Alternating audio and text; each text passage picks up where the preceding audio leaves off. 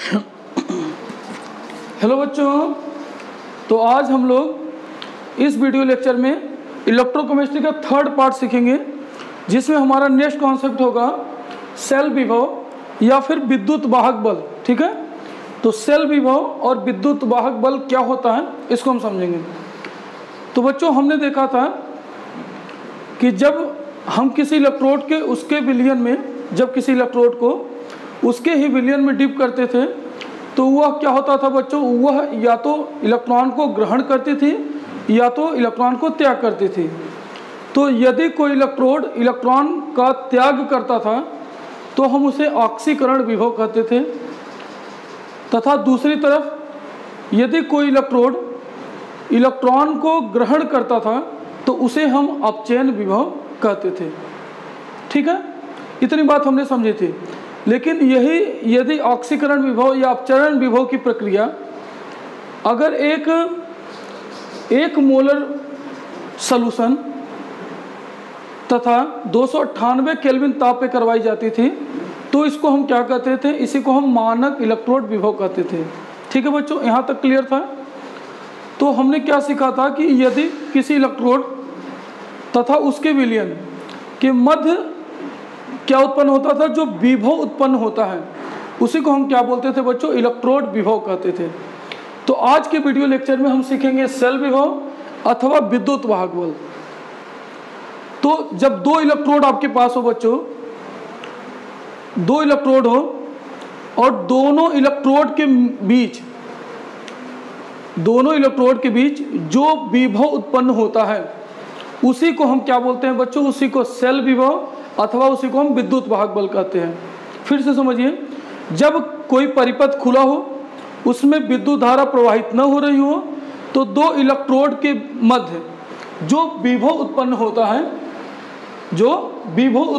उसी को हम क्या कहते हैं बच्चों, उसी को हम बोलते हैं विद्युत वाहक बल।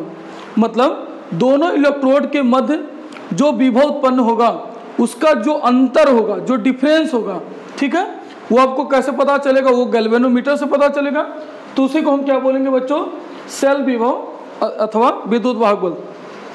या फिर दूसरे लैंग्वेज में आप बोल सकते हो बच्चों, तो हमने क्या लिखा, जब किसी सेल में खुला परिपथ हो, परिपथ कैसा हो, खुला हो, मतलब उसमें विद्युत धारा प्रवाहित न हो रही हो, तो दो इलेक्ट्रोडों के मध्य, दो इलेक्ट्रोड जो हमने अलग अलग विलयन में डुबोया था, तो दो इलेक्ट्रोडों के मध्य उत्पन्न विभवों के अंतर को, उसके अंतर को आप क्या बोलते हो बच्चों, विद्युत वाहक बल, या इसी को सेल विभव कहते हैं। समझ में आया नहीं?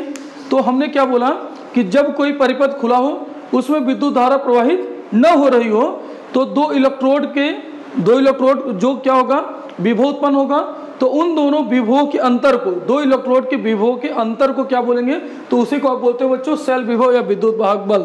ठीक है, चलिए बच्चों, सेल विभव को हम ई सेल से प्रदर्शित करेंगे। किससे? ई सेल से। तो ई सेल बराबर हो जाएगा बच्चों, ई क्या, अपचयन मीन्स ई अपचयन, तथा दूसरा क्या हो जाएगा बच्चों, ई ऑक्सीकरण, और इसी के बीच का जो विभव होगा, जो अंतर होगा, उसी को हम क्या बोलेंगे बच्चों, उसी को हम बोलेंगे सेल विभव अथवा विद्युत वाहक बल। समझ में आया? तो सीधा सीधा आप बोल सकते हो कि अपचयन तथा ऑक्सीकरण दोनों के मध्य जो विभव का अंतर होता है वही आपका क्या कहलाता है, सेल विभव या फिर विद्युत वाहक बल। ठीक है, दूसरा तरीका है बच्चों बोलने का, अपचयन किधर वाले का होता था, राइट वाले का, और वह कैसा होता था बच्चों, कैथोड होता था।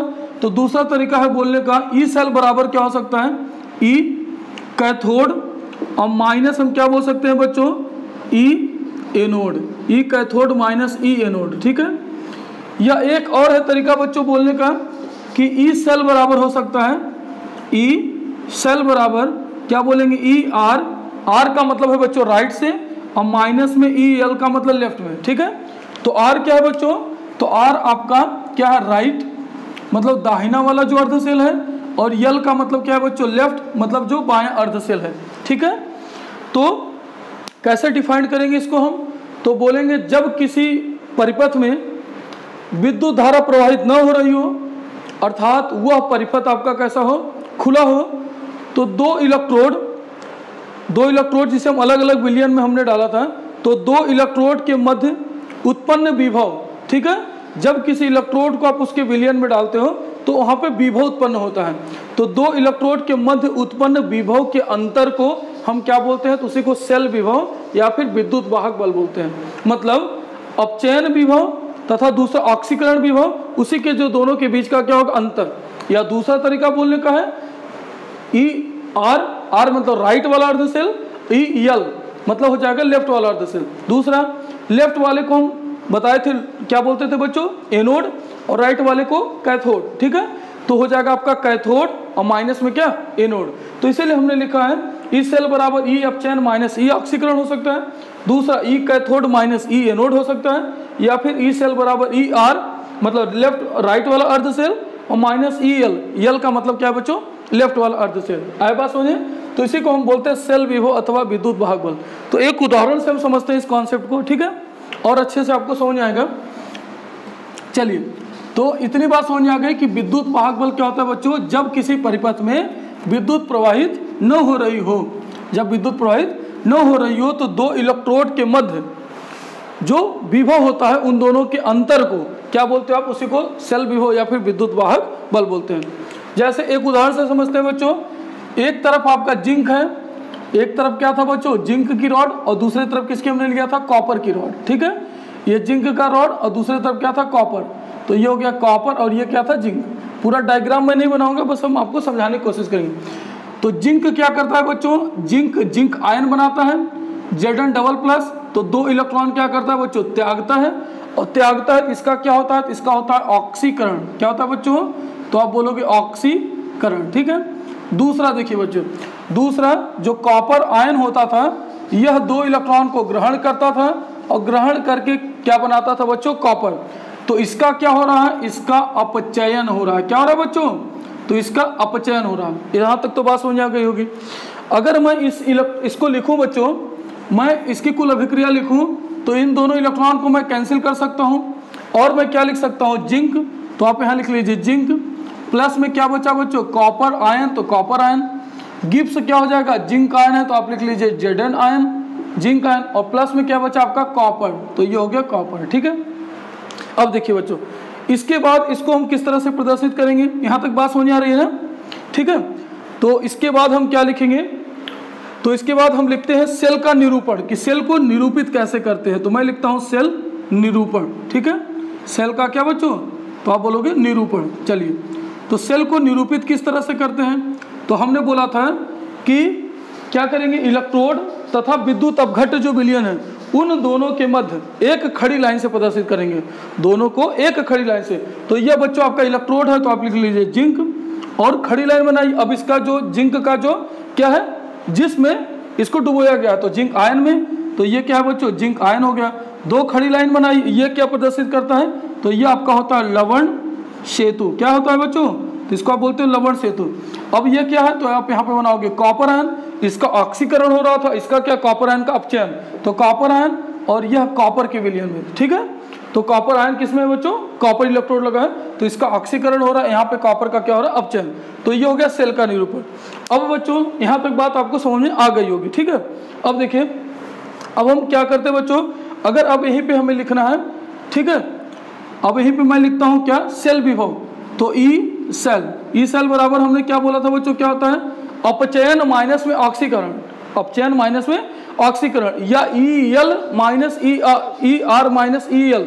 ठीक है, फिर से सुनिए, या तो मैं ई अपचयन माइनस लिखो ई ऑक्सीकरण, मतलब अपचयन माइनस में ऑक्सीकरण, या दूसरा तरीका है ई आर मतलब राइट वाले का, राइट में कौन था, कॉपर, तो कॉपर और माइनस में जिंक वाला, या तीसरा तरीका है बच्चों कैथोड माइनस में एनोड। ठीक है, तो चलिए मैं लिखता हूँ ई अपचयन, ई क्या बच्चों, अपचयन, और माइनस में क्या लिखोगे, ई ऑक्सीकरण। क्या लिखोगे, ई ऑक्सीकरण। आई बात समझिए।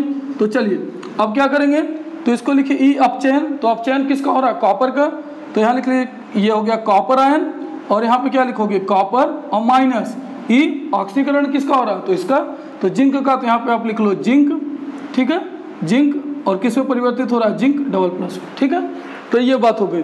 तो इस तरह से हम क्या करते हैं, ई सेल मतलब हम सेल विभव को या विद्युत वाहक बल को क्या करते हैं बच्चों, प्रदर्शित करते हैं। आई होप आपको समझ में आ गया होगा। दूसरा एक और एग्जांपल लेते हैं और समझते हैं कि किस तरह से हम विद्युत वाहक बल को लिखते हैं। ठीक है, चलिए एक और एग्जांपल से आपको मैं समझाता हूँ। देखिए दूसरा बच्चों, एक मैं दूसरा सेल लेता हूँ, ठीक है, जिसमें एक तरफ मैं लेता हूँ कॉपर। ठीक है, इस बार मैं लेता हूँ एक तरफ बच्चों कॉपर लेता हूँ, तो इधर मान लीजिए हमने किसका इलेक्ट्रोड लिया है, कॉपर का, और दूसरी तरफ बच्चों मैं लेता हूँ सिल्वर का इलेक्ट्रोड। किसका, तो यह सिल्वर का। अब दोनों को किससे जोड़ देंगे, तो ये हो गया आपका क्या, इसको बोलेंगे साल्ट ब्रिज से हमने जोड़ दिया। ठीक है, और यहाँ पे क्या हो जाएगा बच्चों, तो यहाँ पे आपका गैल्वेनोमीटर लगेगा। ठीक है, तो इस तरह से हमने कनेक्ट कर दिया और इसमें सोल्यूशन भर दिया। अब देखिए तो इसमें रिएक्शन किस तरह से होगा, तो कॉपर क्या करेगा बच्चों, ये जो आपका कॉपर था, कॉपर परिवर्तित होगा Cu डबल प्लस में, और यहाँ पे 2 इलेक्ट्रॉन का त्याग करेगा, तो इसका क्या हो रहा है, ऑक्सीकरण। ये क्या होगा बच्चों, ऑक्सीकरण, या इसी को बोलोगे ऑक्सीडेशन। ठीक है, दूसरा बच्चों, दूसरा सिल्वर आयन जो है, तो सिल्वर आयन Ag प्लस है, तो यह किस में परिवर्तित होगा, Ag में। किस में परिवर्तित होगा, Ag में। कब होगा, जब ये इलेक्ट्रॉन को लेगा। ठीक है, तो अगर ये 2 इलेक्ट्रॉन ग्रहण करेगा तो यहाँ पे क्या हो जाएगा 2Ag प्लस, और यहाँ पे परिवर्तित क्या हो जाएगा बच्चों, तो 2Ag में। आए बात समझिए, क्लियर है ना, तो ये हो गया 2Ag। चलिए अब देखिए अब क्या करेंगे बच्चों, इसकी अगर हम पूरी अभिक्रिया लिखें तो यहाँ पे क्या हो रहा है, इसका ऑक्सीकरण हो रहा था, तो यहाँ पे क्या होगा, अपचयन। ठीक है, तो इसको आप इलेक्ट्रॉन को कैंसिल कर दीजिए। अब क्या लिख सकते हो, कॉपर और प्लस में क्या 2Ag प्लस गिव्स क्या हो जाएगा बच्चों, कॉपर आयन, और साथ में क्या बचेगा, तो बचा 2Ag। ठीक है, अब मैं सेल निरूपण लिखता हूँ बच्चों। अब मैं लिखूंगा सेल निरूपण। ठीक है, सेल को किस तरह से प्रदर्शित करेंगे कम शब्दों में, तो सेल निरूपण देखते हैं, सेल रिप्रेजेंटेशन। तो क्या हो जाएगा, सबसे पहले कॉपर है तो कॉपर लिखे, और धातु या कोई इलेक्ट्रोड है और उसके विलयन में। ठीक है, तो जो आयन बना, तो कॉपर आयन, तो आप लिख लीजिए कॉपर आयन।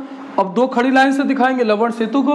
अब यहाँ पे क्या है, सिल्वर आयन, तो लिख लीजिए 2Ag प्लस, और गिव्स में क्या होगा बच्चों 2Ag। ठीक है, तो इस तरह से। अब अगर मैं इसका निकालूं सेल विभव या विद्युत वाहक बल, तो मैं लिखूंगा ई सेल, ई सेल बराबर क्या हो जाएगा बच्चों, तो ई अपचयन, ई अपचयन, और माइनस में क्या हो जाएगा, ई ऑक्सीकरण। क्या हो जाएगा, ई ऑक्सीकरण। ठीक है, तो अपचयन किसका हो रहा है, ऑक्सीकरण किसका हो रहा है, या इसी को आप बोल सकते हो E R minus E L. तो आर में कौन था, Ag वाला, तो पहले आप Ag वाले को लिख लीजिए, तो हो जाएगा ई। ठीक है, यहाँ पे क्या लिख लीजिए, Ag प्लस। ठीक है ना, ये अपचयन हो रहा है, Ag प्लस से किस में गया बच्चों, Ag में। अब उसके बाद क्या करोगे, माइनस ई, और यहाँ पे क्या है, कॉपर आयन से कॉपर में, तो यहाँ पे लिख लो कॉपर आयन, और यहाँ पे क्या हो गया बच्चों, कॉपर आयन से कॉपर, या फिर लिख लो Cu डबल प्लस भी लिख सकते हो। ठीक है, Cu से Cu डबल प्लस लिखो, या फिर Cu डबल प्लस से Cu में। ठीक है, तो इस तरह से हम करते हैं क्या, सेल का विद्युत वाहक बल या सेल विभव को प्रदर्शित करते हैं। उम्मीद है कि आपको समझ में आई होगी। ठीक है।